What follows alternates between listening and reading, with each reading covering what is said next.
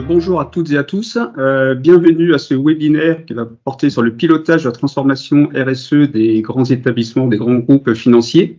Je suis donc moi, Axel Génie, associé fondateur du cabinet Hector, et je vais animer ce webinaire avec Clara Lamache, qui a beaucoup travaillé dessus, qui est consultante chez Hector et qui est co-responsable des sujets RSE, aussi bien pour notre compte propre, donc notre propre note RSE, que pour l'offre qu'on peut proposer à nos clients.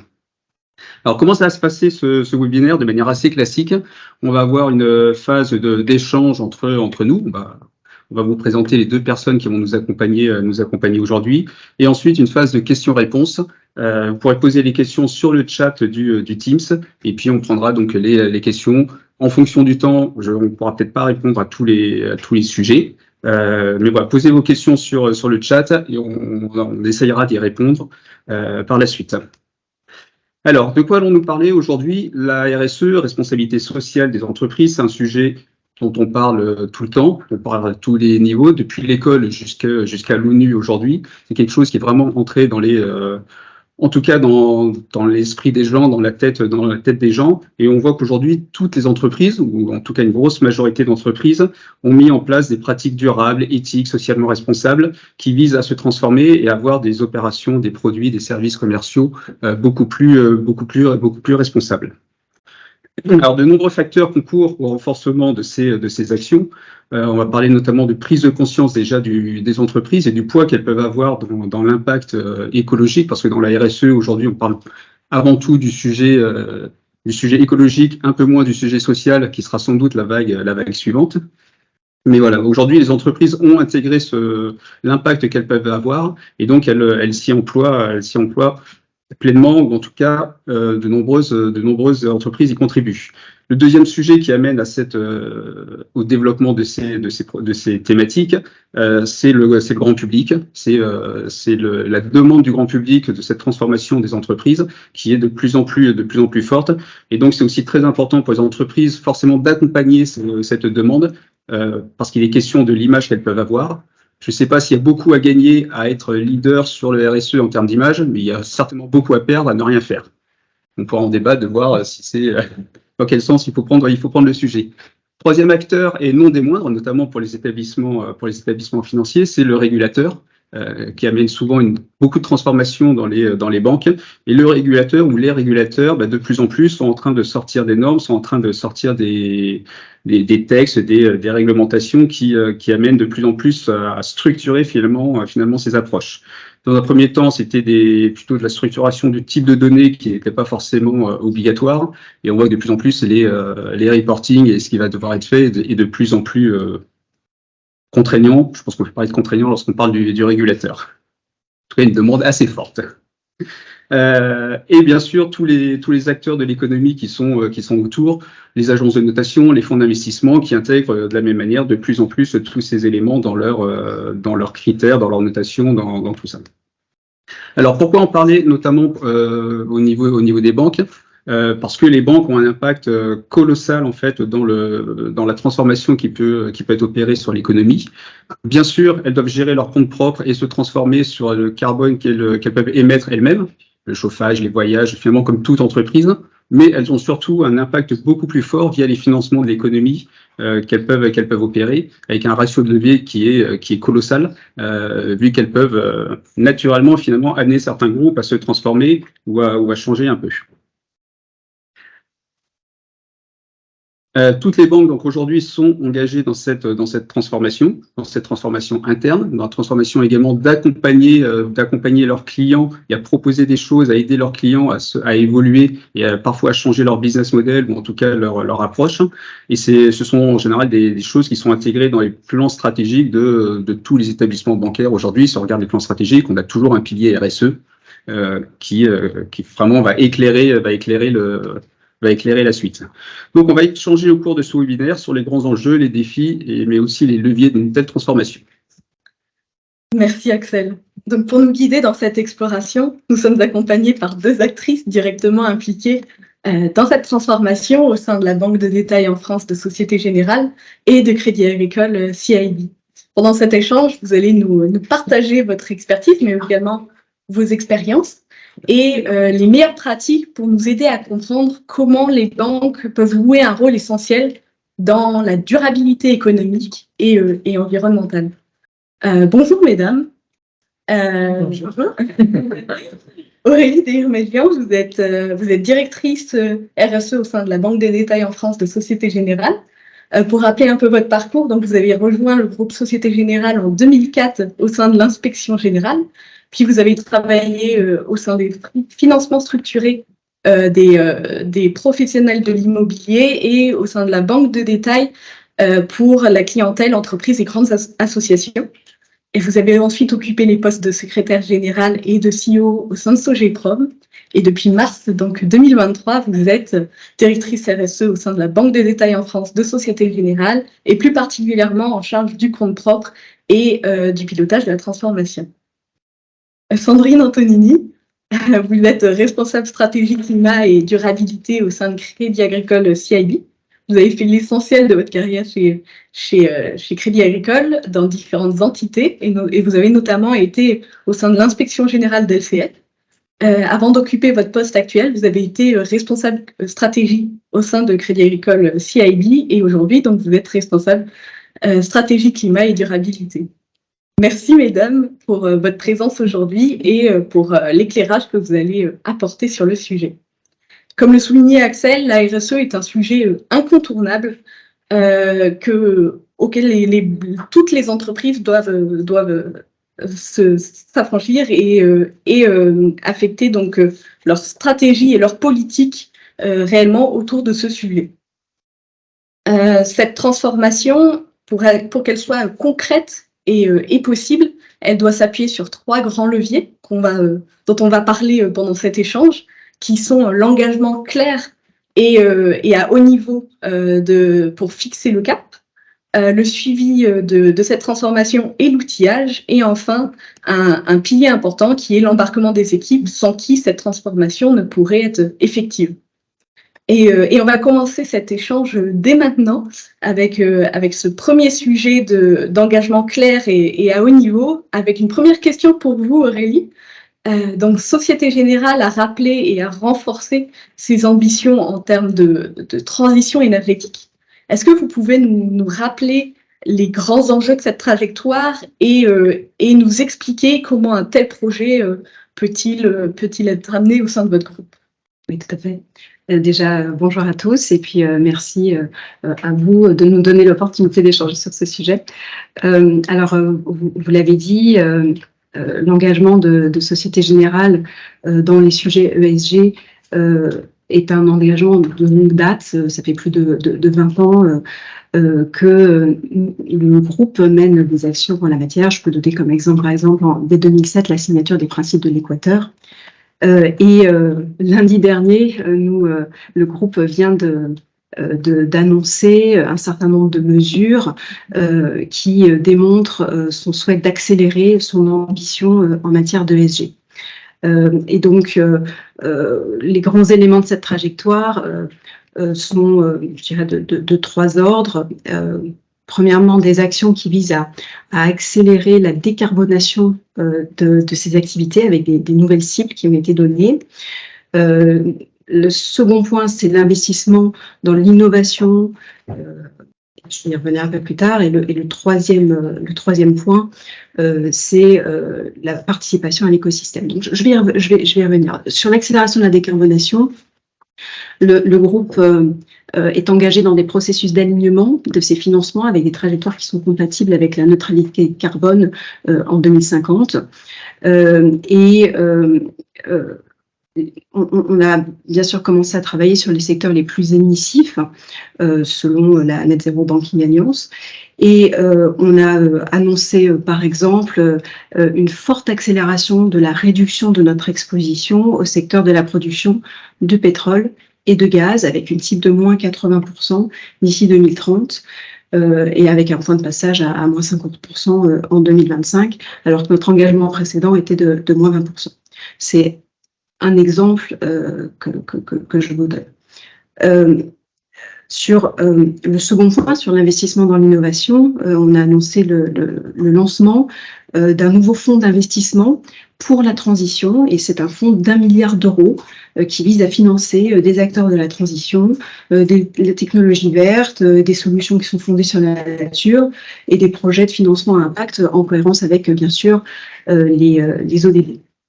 Alors, le troisième point, c'est le développement des partenariats avec notamment la constitution d'un conseil consultatif indépendant d'experts qui couvre des domaines qui sont liés au climat, à la nature, des questions sociales aussi, et plus largement le développement durable, pour aider le groupe à enrichir sa réflexion dans les domaines ESG. Alors, moi, je ne pouvais pas ne pas parler de cette actualité du groupe, mais moi, comme vous le disiez, je suis plus particulièrement en charge du pilotage de la transformation RSE et du compte propre de la banque de détail en France. Alors, chez Société Générale, on est une toute jeune banque, puisqu'on s'est créé début 2023 par la fusion des réseaux Société Générale et CDN, et aujourd'hui nous sommes la banque SG, qui a effectivement un peu moins d'1 an d'existence. Dans les principes fondateurs de SG, la RSE, le SG est un de ces piliers de la fusion des deux réseaux. Il est dans l'ADN de SG, d'accompagner la transition écologique et le développement durable, donc à la fois économique et social, de nos clients et des régions. Alors, pour ce faire, on a de nombreuses initiatives fondatrices qui ont été mises en place pour nos clients, pour les territoires, au plus proche des territoires, pour le soutien du développement local. Et puis, bien sûr, au niveau groupe, pour compte propre, on souhaite être exemplaire en matière de compte propre, et puis, bien sûr, avec un enjeu d'employeur responsable. Alors, je reviendrai un petit peu plus dans le détail tout à l'heure sur ces initiatives, mais bien sûr, tout cela s'inscrit naturellement dans la trajectoire du groupe. Sandrine, CACIB est également fortement impliquée dans cette transformation de son activité. Comment cela se traduit-il de votre côté ? Alors, côté CACIB, effectivement, à l'instar du groupe Société Générale, CACIB est un acteur de très longue date en la matière.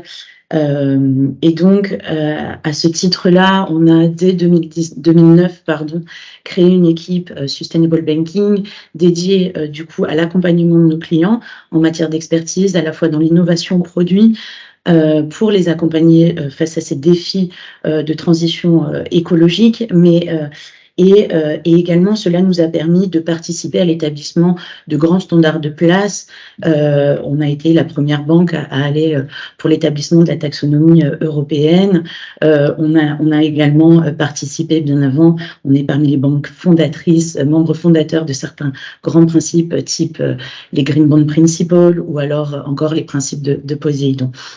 Et donc, on s'engage également parce que depuis 2011, on prend un certain nombre de politiques sectorielles sur tous nos secteurs, ce qui nous permet d'encadrer ces éléments-là d'un point de vue environnemental principalement, mais pas que, et également sur les droits humains, et donc de prendre ces thématiques RSE dans toute leur entièreté, en précisant sur chacun des secteurs que l'on accompagne, ce que l'on souhaite ou non financer et ce qu'on se donne le droit d'accompagner ou non, et donc quelque part également notre ambition. Plus récemment, en 2022, le groupe Crédit Agricole s'est engagé plus largement à contribuer à la neutralité carbone. Et donc, pour cela, on a pris un certain nombre d'engagements, et notamment 5, en définissant 5 premières trajectoires de décarbonation sur 5 secteurs d'activité que sont l'immobilier commercial, l'automobile, la génération d'électricité, le ciment ou le pétrole et le gaz. Et ces engagements vont être complétés d'ici la fin de l'année par la couverture d'autres secteurs tels que l'acier ou encore l'aviation. À ce titre-là, donc, notre première étape a été effectivement dans ce volet-là de prendre un certain nombre d'engagements, d'annoncer notre contribution à la neutralité carbone. Toutefois, cette transformation, ça n'est qu'une première étape, la prise d'engagement. La seconde, nous, celle qu'on a considérée, c'est qu'il a fallu adapter notre organisation pour répondre et pour en fait s'adapter nous-mêmes de l'intérieur pour répondre, pour s'aligner en fait à cette conviction et porter ses ambitions. Pour cela, on a créé une équipe donc dédiée, dont je suis responsable, dédiée à la stratégie climat et durabilité. Cette équipe, elle est logée aux côtés de l'équipe Sustainable Investment Banking, qui est l'équipe d'experts en charge de l'accompagnement des clients et de l'innovation produit et du conseil aux clients. Ce qui nous permet en fait d'avoir une certaine synergie à ce niveau-là, mais également ce qui nous a permis d'avoir notre responsable qui a été nommé donc responsable de la durabilité au sein de CACIB, qui est Tanguy Claquin, et qui a intégré le comité de direction de CACIB. Et ainsi, ça nous a permis de placer, d'intégrer finalement ces thématiques-là au cœur de la prise de décision dans notre organisation. Par ailleurs, sur tous les sujets que l'on aborde, on les travaille en forte co-construction. C'est une co-construction permanente entre les équipes opérationnelles ou les fonctions support et notre équipe, donc plus d'expertise, nous allons dire. Et donc, ça nous permet ainsi d'avoir à la fois une impulsion du top management et du management de la banque, mais également une participation à l'élaboration de toutes les équipes plus opérationnelles. Et ce qui permet du coup de donner du sens en permanence dans tous les travaux qui sont établis et d'aller sur un même chemin tous ensemble. Et enfin, alors vous disiez en introduction et notamment d'un point de vue réglementaire, que ces sujets sont souvent abordés comme des contraintes. De notre côté, on met beaucoup en avant aussi le fait que certes, c'est des défis d'une ampleur sans précédent auxquels nous avons à faire face aujourd'hui. Ils représentent, à certains égards, ils peuvent représenter certaines contraintes. Pour autant, ils représentent également de fortes opportunités commerciales. On y reviendra un peu plus tard, mais je pense que, enfin, en tout cas, nous, c'est un peu la manière dont on a d'aborder les choses côté CACIB. C'est également d'accompagner nos clients et de saisir notamment toutes ces opportunités commerciales et de leur montrer que l'on peut avancer, pas uniquement en étant soumis par la contrainte. C'est cette contrainte qui fait avancer aussi les choses, hein. Heureusement qu'elle est là. Souvent sur un mix des deux. Alors, en synthèse, donc, cette transformation, elle passe d'abord par une impulsion qui est donnée par la direction, par les plans stratégiques, par les hauts organes de direction de vos entités. Derrière tout ça, ça se décline en objectifs qu'il convient de mesurer. Ces objectifs peuvent avoir des impacts un peu de toute nature, ils vont être sur des offres, ils vont être sur la mesure des émissions de carbone ou des sous-jacents. Ils vont être sur les équipes, ils vont être sur les outils, sur les process, sur les data. Enfin, on voit que ça a énormément d'impact dans tout votre environnement. Comment est-ce que vous mettez tout ça sous contrôle, à la fois en termes de projet, mais en termes de mesure finalement de cette amélioration?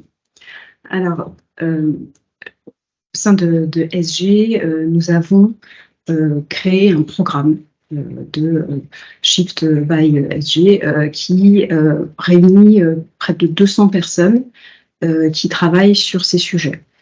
Le programme est structuré avec une forte impulsion qui vient du haut aussi, donc avec notamment notre directeur RSE de SG qui est membre du comité de direction de la banque et qui rapporte directement à notre directeur de la banque de détail qui est membre du COMEX du groupe. Donc voilà, le pouvoir est au plus haut niveau.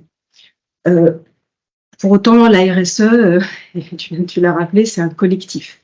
Et donc, nous sommes organisés de telle sorte à embarquer nos collaborateurs, nos clients et puis plus largement nos parties prenantes. Alors, comment on fait ça? Notre programme il est organisé selon 4 axes.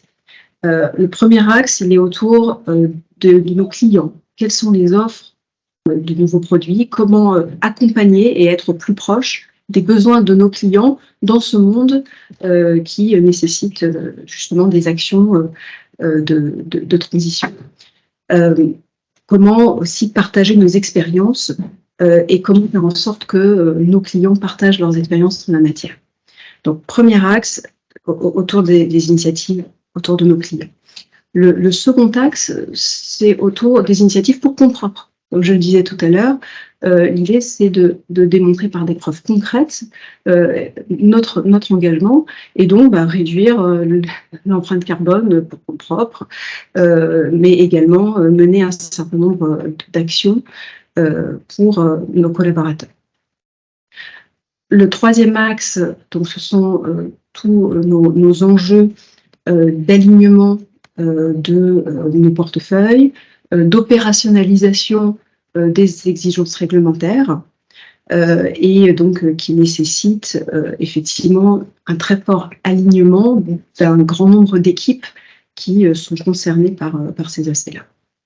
Voilà, et on couvre également tous les aspects conduits du changement, formation autour de ces sujets. Alors, pour bâtir tout ça, on a bien sûr construit avec des différentes personnes, mais on a également travaillé sur une matrice de maturité. C'est une matrice de maturité qui est donnée par le groupe et qui permet à chaque métier ou fonction support de travailler et de noter, d'auto-évaluer ces différentes ambitions selon un certain nombre d'axes, comme par exemple la gouvernance ou l'offre produit, et de se positionner par rapport à cette matrice, et puis de se donner une trajectoire en disant voilà, comment je vais m'améliorer de manière très très concrète sur cet axe-là.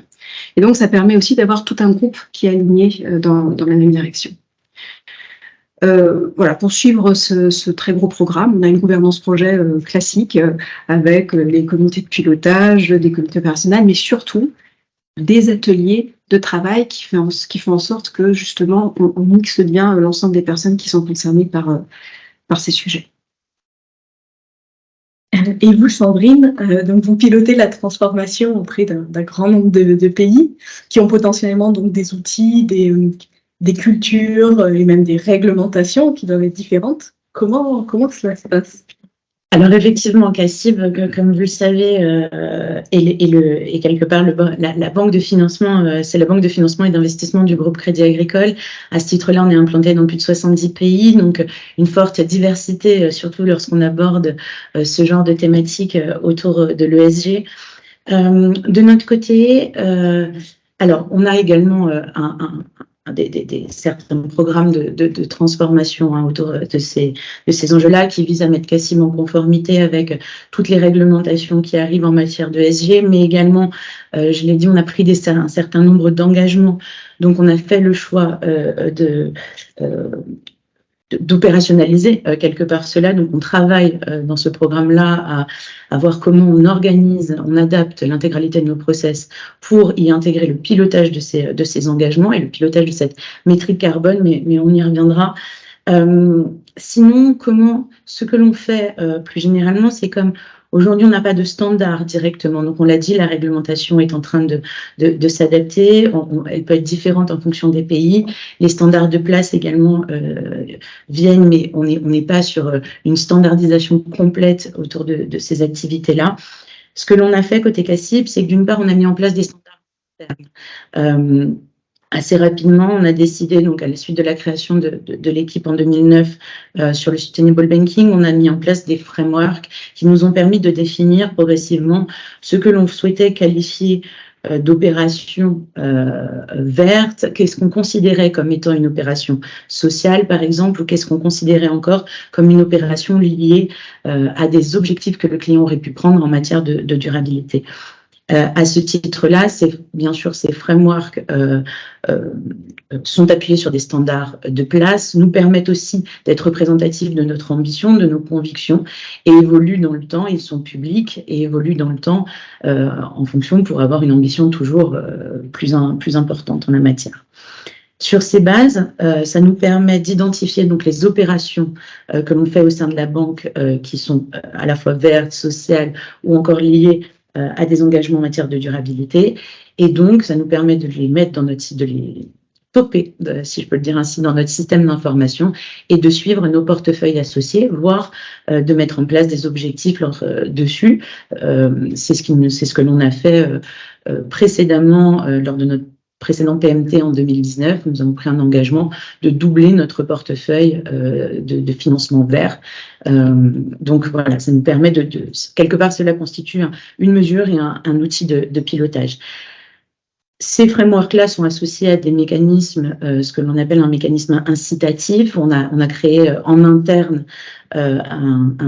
on opère un discount de liquidité en fonction des opérations. Donc, plus l'opération est verte ou plus l'opération a des ambitions importantes, plus elle se voit affecter une réduction du coût de liquidité en interne, ce qui constitue ainsi pour les équipes d'un mécanisme incitatif et ça permet donc de supporter, d'accompagner, enfin quelque part de supporter les métiers de CACIB pour qu'ils accompagnent au mieux nos clients. Et enfin, donc je le disais, on a pris un certain nombre d'engagements en matière de net zéro.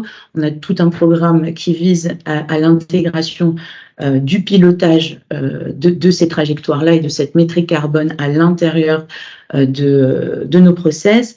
Pour autant, il fallait bien qu'on trouve une méthodologie de calcul de nos émissions financées qui soit quelque part, alors il en existe plusieurs sur la place, les banques en utilisent plusieurs, côté Crédit Agricole, nous avons, et notamment Crédit Agricole CIB, nous avons fait le choix d'utiliser la méthodologie que l'on appelle PICAF, qui est une méthodologie qui est utilisée par plusieurs banques sur la place. Et institutions financières et nous permet ainsi de mesurer nos émissions financées. Et comme elle est utilisée par plusieurs grandes banques de place, cela nous permet d'acquérir une certaine standardisation dans les calculs que l'on peut être amené à faire et ainsi d'avoir une certaine comparabilité avec nos pairs. Merci. Alors, ceux qui me connaissent savent que souvent j'utilise une image pour décrire les banques, c'est-à-dire une banque, c'est un système d'information et ce sont des équipes. C'est très réducteur, je le sais, mais ça permet de poser un peu le sujet. Là, on a parlé beaucoup finalement de produits, de manière de pousser certains produits via des méthodes de coût de liquidité, par exemple. On a parlé d'adaptation de processus de système d'information, mais cette transformation, pour qu'elle fonctionne, il faut également que les équipes l'acceptent et donc qu'il y ait une culture, une prise de conscience, une acceptation de tout ça qui soit effective. Au sein du réseau ESG en France, qui regroupe environ 25 000 personnes, comment faire pour que cette transformation fonctionne? Ma conviction, c'est que la clé est dans la capacité à mobiliser les équipes. Et pour ce faire, alors, on a un certain nombre de leviers, sachant que la RSE, c'est très bien perçu par deux équipes. On a envie d'impacter positivement les territoires. Donc, l'idée, c'est d'avoir un certain nombre de leviers pour mobiliser les équipes et puis derrière, de montrer que cette mobilisation donne des résultats concrets, des preuves tangibles. Alors, si je reviens sur les différents leviers, le premier levier, c'est d'avoir bien sûr, déjà des objectifs stratégiques qui sont cohérents avec notre raison d'être. Et donc, de rappeler cette raison d'être. Et donc, on en revient sur le schéma qu'on évoquait. Voilà, ça diffuse et on reste en cohérence entre l'ensemble de l'entreprise. Donc, notre raison d'être, construire ensemble avec nos clients un avenir meilleur et durable en apportant des solutions financières responsables et innovantes. Une fois qu'on a ces objectifs stratégiques qui sont cohérents avec cette raison d'être, eh bien, on décline et on aligne l'ensemble des objectifs de l'ensemble des équipes. Et donc, par exemple, au sein du réseau, on a décliné du comité de direction à un grand nombre des personnes de la population des objectifs en matière de RSE. Et enfin, le plus important, selon moi, aujourd'hui, c'est la formation et la sensibilisation des équipes. Et on a là également défini et commencé à mener un très ambitieux, très important programme de formation qui est adapté aux différents profils des métiers qui sont au sein du réseau. On s'inscrit également dans l'engagement au groupe d'avoir fresqué, via la fresque du climat, 30% des collaborateurs. Donc, ça veut dire 7500 collaborateurs à horizon septembre 2024, sachant qu'on en est déjà à 4500 collaborateurs depuis quelques mois. Et on sent l'intérêt lorsqu'on mène ce type d'action de sensibilisation et on étudie tous les questionnements qui nous remontent avec grande attention et là encore, voilà, chacun s'alimente. Un troisième levier dans la formation et la sensibilisation des équipes, c'est tout ce qui est lié aux conférences. Donc, on effectue beaucoup de conférences de sensibilisation, tant en interne qu'également auprès de nos clients, qui sont également très demandeurs. Et puis enfin, on a mis en place un programme Génération à Impact, qui est un graduate programme pour des jeunes diplômés qui souhaitent démarrer leur carrière dans la banque, mais d'abord par une expérience en finance durable. Et donc ça veut dire quoi? Ça veut dire que voilà, on leur offre un CDI, ils passent tout d'abord 18 mois dans les directions RSE pour approfondir leurs compétences, et ensuite ils évolueront vers un métier purement bancaire. Donc on est toujours dans cette logique de partager et de diffuser les choses. Peut-être le dernier point que je pourrais évoquer, c'est cette logique de partage et d'animation positive des équipes dans l'ensemble du groupe. On a mis en place depuis 10 ans maintenant un prix de l'efficacité environnementale qui en fait repose sur un principe, un double principe qui est que les métiers payent une taxe carbone selon leur émission carbone, mais elles sont également incitées à remonter toutes leurs initiatives qui leur permettent d'améliorer et d'optimiser leur empreinte carbone. Et donc, si elles obtiennent ce prix-là, cette taxe leur est redistribuée pour qu'elles puissent ensuite mener d'autres actions vertueuses. Donc là, on est vraiment sur une mesure incitative et qui est là aussi pour mobiliser nos équipes. Sandrine, vous êtes en BFI. Comment faites-vous pour mobiliser les équipes de la BFI?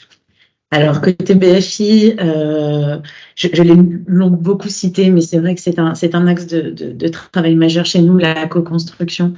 Et pour vous donner la co-construction avec les équipes, et pour vous donner l'exemple plus concret, quand il nous a fallu construire nos trajectoires net zéro, nos premières trajectoires net zéro sur chacun des secteurs, il nous a fallu tous apprendre en même temps. Et à ce titre-là, on a vraiment travaillé avec chaque responsable sectoriel, chacun de leurs équipes, pour voir d'une part quelle était l'ambition qu'on allait se donner, également quel allait être le plan d'action crédible qu'on allait pouvoir mettre en face pour accompagner au mieux nos clients et pouvoir tenir ces engagements-là. Et donc, ça a été un véritable travail pour cette fixation d'objectifs, travail qui continue aujourd'hui main dans la main, parce que maintenant, comme je vous le disais, on revoit l'intégralité de la chaîne de valeur pour y intégrer cette métrique carbone. Et donc, ça veut dire à la fois l'origination de transactions, de produits, mais également dans tout notre process de crédit, dans notre pilotage financier, dans notre pilotage de notre gestion des risques. Et donc, sur chaque étape de cette chaîne de valeur, on travaille avec les équipes pour savoir comment intégrer au mieux, prendre au mieux en compte cette nouvelle métrique qui est intégrée dans notre métier qui est plutôt nouvelle. Le deuxième levier pour embarquer nos équipes, c'est vraiment, ça suit avec cela, c'est vraiment l'opérationnalisation de tous ces process-là et de toutes. Je le disais tout à l'heure, prendre un engagement, c'est une chose. Quand ça devient concret et qu'on le rentre dans son quotidien et dans sa manière de faire son activité, et c'est là où on est convaincu, côté Crédit Agricole, que l'ESG doit être natif dans toutes les activités que peut avoir une banque. Ce n'est pas une thématique en plus, ça doit être natif de l'intégralité des métiers de la banque et notamment en ce qui nous concerne de la BFI.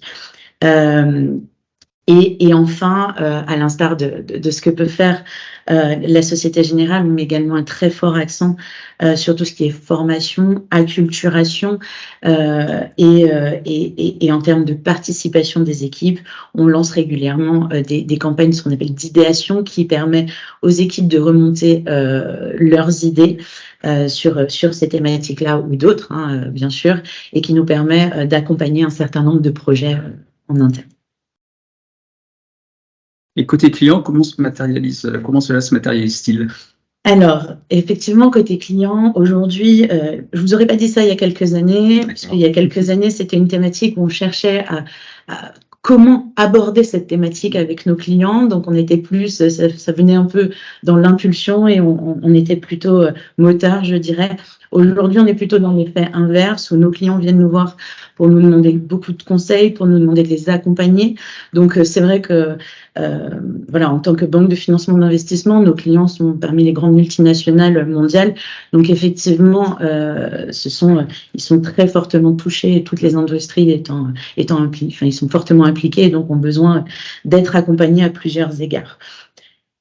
Comment ça se matérialise concrètement? On a cette équipe, notamment Sustainable Investment Banking, qui crée des produits qui innovent sans arrêt. Donc, au démarrage, c'était sur tout ce qui était green bond. Derrière, on a pu faire des financements verts. Derrière, on a pu mettre en place des financements sociaux, des obligations sociales. Et donc, petit à petit, ensuite, on a créé tout ce qui était Sustainability Linked, donc des prêts dont, par exemple, le taux d'intérêt est lié, enfin, la variation du taux d'intérêt est liée à l'atteinte ou non d'objectifs. Donc voilà, c'est constamment une équipe qui accompagne, qui aide les clients à développer leur propre framework, et qui les conseille en permanence sur l'établissement de standards qui ont un certain niveau, notamment qui s'établit au niveau des standards de place.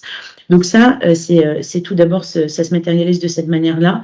On a également tous nos métiers au sein de CACIB qui se forment et qui s'adaptent pour répondre au mieux. Donc à la fois d'un point de vue de coverage, mais également on va le retrouver côté fusion-acquisition. On a des équipes qui se structurent pour accompagner nos clients en la matière et leur proposer les cibles qu'ils souhaitent, enfin qui peuvent les accompagner dans cette transition-là. Voilà, et enfin, on adapte aussi notre propre organisation pour créer, pour s'adapter, pour développer les nouvelles expertises qui seront nécessaires. Par exemple, en 2020, on a créé une filière au sein de CACIB complètement dédiée à l'hydrogène. Et donc, qui nous permet aujourd'hui d'accompagner au mieux nos clients sur ces nouvelles technologies. Vous parliez tout à l'heure, Aurélie, de certains leviers. Comment sur le terrain, l'embarquement se matérialise-t-il au sein de la Banque de détail ESG en France? On a mis en place un dispositif qui est assez singulier sur le marché. On a déjà chaque directeur régional décide et impulse la stratégie RSE sur son territoire. Et pour ce faire, il s'appuie sur l'ensemble de son comité de direction chaque personne a en charge l'un de ces axes de sa stratégie. Par exemple, le DRH va avoir toute la mise en place de la stratégie d'employeur responsable. Il s'appuie également sur un directeur RSE régional, qui, lui, est une sorte de banquier conseil spécialisé sur les sujets RSE et qui va rencontrer nos clients et initier des dialogues stratégiques avec nos dirigeants d'entreprise sur ces questions-là, mais également progressivement diffuser des connaissances RSE au sein des équipes qui l'accompagnent lors de ces différents rendez-vous. Il anime également les équipes autour des sujets RSE.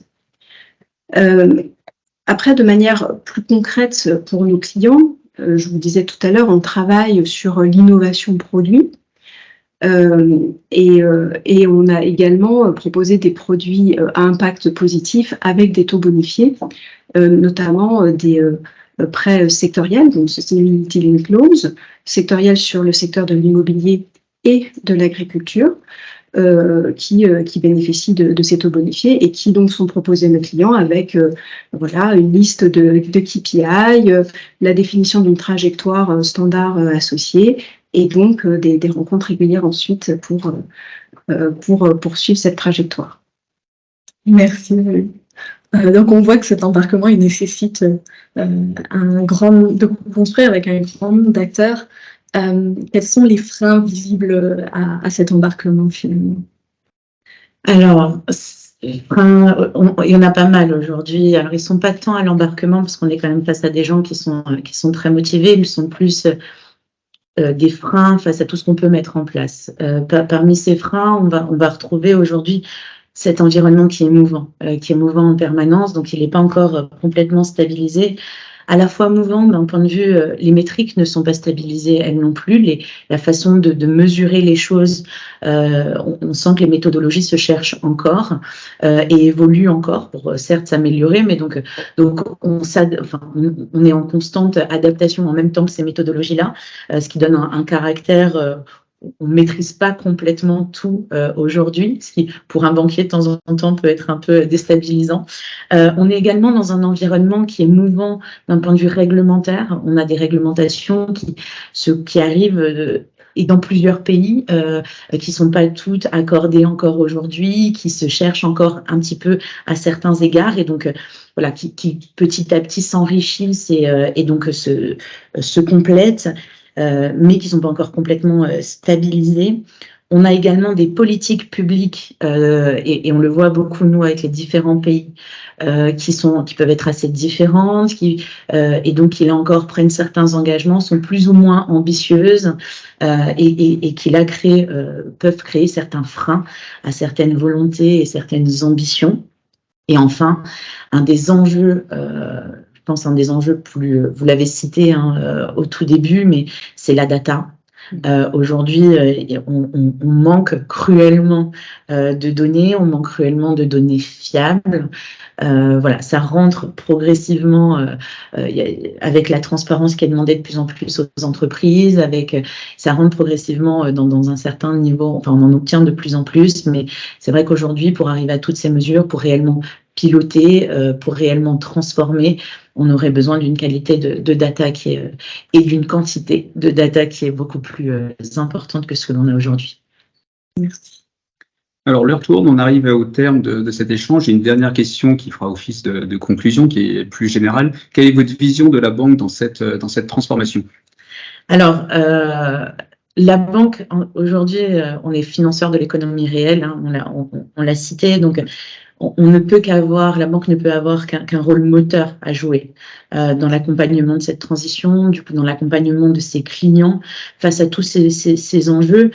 Et on doit nous-mêmes s'adapter, se transformer pour adresser nous-mêmes ces enjeux et être le mieux armé pour aider nos clients dans cette transition. Ça nécessite, on l'a vu, une profonde transformation de nos métiers, de tout ce que l'on fait. On a tendance de notre côté à comparer, alors pour les plus anciens, l'ampleur de cette transformation à ce qu'a pu représenter les réformes bâloises à l'époque. Voilà, mais on a en tout cas, CACIB peut compter sur une très très forte mobilisation de l'ensemble de ses collaborateurs à tous les niveaux, et ça c'est ce qui va nous aider à le faire et à faire face à ces défis-là. Merci. Aurélie, une question? Oui, quasi même réponse. Oui, je partage totalement ce que Sandrine a dit. Les banques, elles ont un rôle de premier plan à jouer dans les transformations positives du monde et puis dans le développement durable des économies. Je vous ai rappelé notre ambition fondatrice de ESG, qui était d'accompagner nos clients, nos parties prenantes et les territoires dans la transformation écologique et le développement durable. Moi, je constate, comme Sandrine, un formidable élan, un enthousiasme des équipes. Et aujourd'hui, je pense que l'enjeu, c'est l'intégration durable de la RSE dans tous nos métiers. On évoquait la RSE native, c'est effectivement ce pilier fondateur chez nous. La RSE doit être native. Et donc, ça veut dire maintenir le momentum, maintenir l'intérêt, maintenir l'enthousiasme sur la durée. Voilà. Merci, madame. Alors, on a eu quelques questions via le chat. La première, pourriez-vous donner des exemples d'indicateurs que vous avez mis en place pour mesurer vos actions? Un des exemples, c'est tout simplement l'encours de nos prêts impact. Voilà, ça c'est le premier indicateur auquel je pense, avec effectivement des objectifs d'augmentation de ces différents encours. Un autre exemple d'indicateur, c'est bien sûr la mesure de notre empreinte carbone pour compte propre. Alors, bien sûr, il y a différentes méthodologies et ça nécessite une gestion de la data sur laquelle je ne vais pas m'étendre. Mais voilà, on peut aller très très finement dans ces différents calculs, mais toujours en utilisant des méthodes de mesure de place pour dire comment on transforme un kilowattheure en émission de CO2 par exemple. Donc voilà, par exemple, deux indicateurs que je peux citer assez naturels. Et effectivement, côté CACIB, de la même manière, hein, je l'ai cité tout à l'heure, on suit en termes de KPI, on suit tous nos portefeuilles, donc que ce soit de transactions vertes, de transactions sociales. Donc on a un certain nombre, ça nous permet de voir l'évolution de ces portefeuilles-là. Donc ce sont ces encours-là que l'on suit particulièrement. On suit également les métriques d'émissions financées, d'émissions carbone financées. On suit également celles qui nous sont propres, particulièrement dans ce qui est propre sur la consommation énergétique de nos bâtiments ou sur le déplacement professionnel de nos collaborateurs, et ce qui nous permet ainsi d'avoir un certain nombre de KPI et de piloter en interne et d'avoir certaines actions propres en interne. Quelles nouvelles compétences les collaborateurs seraient à même de développer pour accompagner vos stratégies ESG? Sur les compétences des collaborateurs, vous avez beaucoup parlé de formation, de sensibilisation. De parcours même. Parcours. Est-ce que du coup, parce qu'il y a deux types de populations, des spécialistes du sujet, vous parliez de responsables régionaux, j'ai plus le terme exact en tête, mais vous voyez, et finalement des acteurs beaucoup plus larges qui ont peut-être une sensibilité, mais moins développée. Oui. Sur quoi faut-il appuyer? Alors, je pense que le socle numéro 1, déjà, c'est la sensibilisation. C'est déjà comprendre ce qui est en train de se passer. J'évoquais la fresque du climat tout à l'heure, qu'on peut compléter par un atelier d'automne pour bien comprendre les leviers qu'on peut avoir pour réduire son empreinte carbone. Donc ça, je dirais des actions déjà de sensibilisation. Ensuite, on a des compétences autour des des sujets d'expertise. Par exemple, les réglementations liées à la finance durable pour ceux qui vont aller distribuer des produits en lien avec la finance durable. On va avoir des sujets. Pour nos directeurs RSE, l'idée c'est qu'ils aient une vision très complète de l'état de l'art. Et Sandrine l'évoquait, on est dans une matière très mouvante. Et donc, c'est extrêmement important qu'ils aient des formations régulières. Et là, d'ailleurs, ils ont suivi une formation certifiante au cours de laquelle ont été analysés des impacts sur l'économie circulaire, la biodiversité, bref, un certain nombre de thématiques sur lesquelles on doit être à la pointe de la connaissance de l'état de l'art en la matière en France. Ce sont des exemples, mais j'ai forcément oublié très certainement d'autres types de compétences. Mais quoi qu'il en soit, je pense que la qualité fondamentale du banquier, qui est l'écoute de son client, cette compétence-là, elle reste totalement d'actualité et encore plus d'actualité. Être à l'écoute, bien comprendre les enjeux du client et comment les métiers de nos clients vont évoluer dans ce monde qui évolue pour ensuite proposer les meilleures solutions d'accompagnement. La base reste la même pour moi. Et effectivement, c'est tout à fait ça. Je vais complètement rejoindre ce que tu dis. Côté CACIB, on a eu la même démarche, c'est-à-dire de se dire on a besoin donc d'une acculturation pour l'ensemble de la banque, et donc à ce titre-là, donc on fait un certain nombre de campagnes d'acculturation. Donc là, on n'est pas dans une recherche de compétences à proprement dite, c'est tout le monde dispose d'une certaine sensibilisation et acculturation. Par ailleurs, on a défini un socle commun, je dirais, d'un premier bagage dont tout le monde, là encore, doit disposer pour pouvoir être au même niveau quelque part d'information. Et après, on a défini certains niveaux d'expertise là, en fonction des métiers, parce que tout le monde n'a pas besoin d'être expert. Tous les métiers ne requièrent pas une certaine expertise en matière d'ESG. Et donc là, on va travailler plutôt à fournir des bagages et des formations d'expertise qui sont propres à chaque métier. Typiquement, on disait dans ton parcours, tu avais commencé par du financement structuré. Dans le financement structuré, côté CACIB de l'industrie, quand quand on conseille nos clients en matière de financement sur des industries type l'aviation, type le maritime, sont des équipes qui sont très expertes de ces secteurs-là et qui ont besoin de connaître la décarbonation, les enjeux, et donc voilà. Donc ça va être, elles l'ont déjà beaucoup parce qu'elles connaissent très bien leurs clients, mais si elles ont besoin, ça va être des expertises en la matière qu'on va essayer de leur fournir pour aller toujours plus loin. Je n'ai pas évoqué, mais effectivement, ce socle de données communs, on a également effectivement bâti ce socle, totalement en phase.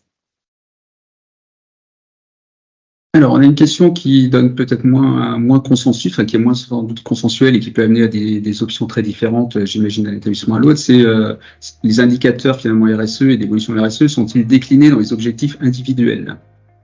Alors, côté CACIB, effectivement, ça fait les coverages et les banquiers conseils de notre côté ont des objectifs depuis quelques années en la matière individuelle. Autour de la RSE. De la même manière, quand je disais tout à l'heure qu'on suivait un certain nombre de KPI pour notre empreinte en propre, à titre d'exemple, sur tout ce qui est déplacement professionnel, on l'a pas mis sous forme d'incentive aujourd'hui, mais on le met plutôt sous forme de tableau de bord aujourd'hui où on reporte pour montrer l'engagement de chacun. Et voilà, donc ça nous permet, donc on le fait de niveau direction, hein, pas en nominatif, mais toujours parce qu'on n'a pas ce sentiment de vouloir être punitif, c'est pas du tout ce qu'on le recherche. Mais voilà, c'est plus d'embarquer, toujours dans cette volonté que tout le monde participe au collectif et que tout le monde embarque. Donc on essaye de donner les clés à chacun. Alors ça peut prendre la forme d'objectifs individuels, mais pas que. Ça peut prendre aussi la forme de certains tableaux de bord plus détaillés, plus appropriés pour que chacun se rende compte de ce que ça veut dire. Oui, je suis totalement en phase avec ce que Sandrine vient de dire. C'est chez nous, objectifs déjà au niveau du comité de direction qui eux-mêmes ont redonné ces objectifs à un certain nombre de managers. Les objectifs sont bien adaptés aux métiers et aux enjeux. Et puis on a effectivement des tableaux de bord ad hoc qui permettent de suivre un certain nombre d'indicateurs. Je peux témoigner de quand j'étais dans mon précédent poste chez Sogeprom où j'avais donné à l'ensemble de mes équipes des objectifs RSE de telle sorte à pouvoir piloter sur leur domaine d'expertise ces sujets-là. Donc voilà. On a effectivement une intégration dans les objectifs individuels, mais adaptés au poste et peut-être pas forcément sur l'ensemble des 25 000 personnes du réseau aujourd'hui. Mais... Après, il y a aussi quand même des pilotages donc on peut retrouver certains, ce que tu disais, des indicateurs qui sont suivis dans des tableaux, bien sûr. Alors, on a une question qui apparaît pas sur cet écran, mais qui a un ordre tout autre, qui est la data. On a parlé de la data comme une problématique à collecter, parce que les systèmes d'information sont ce qu'ils font, ils sont ce qu'ils sont, et parfois la donnée n'existe même pas. Mais pour mesurer l'empreinte carbone, vous allez acquérir également beaucoup de données à l'extérieur, qui en général a un coût assez conséquent. Y a-t-il des choses à mutualiser finalement entre établissements? Y a-t-il des initiatives qui sont envisageables, voire envisagées? Alors, il y a déjà un certain nombre d'initiatives de place qui existent pour en citer qu'une, parce que il y a notamment la GFMA qui est une initiative qui a réuni pas mal de banques mondialement pour essayer de travailler potentiellement la création d'une utilities qui nous permettrait de collecter cette donnée et ensuite en tout cas une partie de ces données-là. Voilà, il y a un certain nombre d'initiatives qui travaillent actuellement. Elles n'ont pas encore complètement tout abouti, mais elles sont en cours. Il y en a dans certains pays. Nous, on a vu récemment des initiatives se lancer en Asie. Donc voilà, il y a certaines. Tout le monde sait que la problématique est autour de cette data. Et donc, mais pour le moment, il n'y a pas encore un aboutissement. On sait aussi que la réglementation travaille à ça, avec notamment la plateforme de l'EFRAG, qui va nous permettre d'acquérir un certain nombre de données lorsqu'elle sera aboutie et mise à disposition. Donc, c'est pour ça que je disais aussi tout à l'heure, les choses vont s'améliorer, on le sait. Mais donc, effectivement, un certain nombre d'initiatives de place pour le moment, qui ne sont pas encore complètement abouties, mais qui, je l'espère, sont sur la bonne voie. Ok. On arrive au terme de notre échange. On a une dernière question qui est autour des formations et de comment manager ces équipes. Connaissez-vous des organismes reconnus pour ça, pour manager ces équipes? J'aurais tendance à dire Rector. Pour la formation, ça sera pas nous, on n'est pas un organisme de formation. Voilà, je sais pas s'il y a un nom à donner particulièrement ou pas. On est libre à vous. J'ai pas un nom particulier à donner en la matière. Il existe aujourd'hui un très grand nombre d'organismes qui dispensent ces formations. C'est soit des organismes associatifs, soit d'autres organismes. Je pense qu'il faut surtout choisir l'organisme en fonction de ses besoins. Bien. Merci. Merci mesdames, on arrive au terme de cet échange. Merci. On aura tenu le délai, il est 10h59, on est pile à l'heure. Merci encore chaleureusement pour avoir partagé ces éléments avec nous. Merci à tous. Merci à vous. Merci à tous. Bonne journée, au revoir. Au revoir.